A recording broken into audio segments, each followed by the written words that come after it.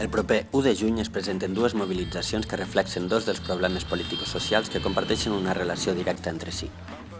D'una banda, mentre es produeix un augment de la desigualtat en benefici de la casta política i empresarial, augmenta també la repressió per part de les forces policials de l'Estat que demostra setmana rere setmana no saber gestionar les mobilitzacions, protestes i vagues generals que sorgeixen com a resposta a les polítiques d'austeritat portades a terme per governs i institucions de l'Estat.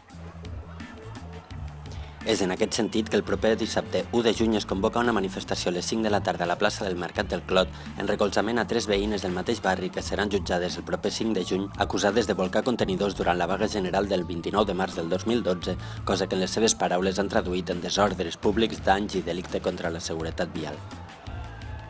Aquell dia va haver-hi més de 50 detencions, les quals van continuar fins al setembre i ja se'n sumen més d'un centenar a tot Catalunya. De moment, les peticions fiscals són altes i tant la Generalitat com l'Ajuntament estan prenent partit presentant-se com a acusació particular. A banda d'això, durant la setmana passada, després de l'allau de desallotjaments i registres tant de Campiella, de les Barricades o l'Escorcoll de l'Ateneu Llibertari de Sabadell, 3 persones més, 2 del Maresme i una de Vic, eren detingudes novament per uns suposats aldarulls durant la manifestació del passat 1 de maig i deixades en llibertat durant el dia següent. Paral·lelament, el mateix 1 de juny, 2 hores més tard de la convocatòria del Clot, a les 7 de la tarda a Plaça Universitat començarà la manifestació internacional contra la Troika, sota el lema No pagarem el seu deute.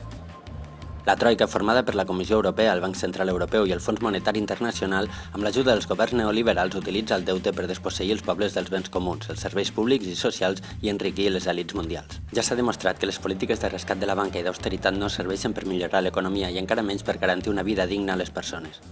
La conseqüència de tot plegat és que es produeix un increment del deute públic, que deriva en la privatització, les retallades i el control dels recursos globals, engarjolant i criminalitzant aquelles persones i moviments que s'hi oposin.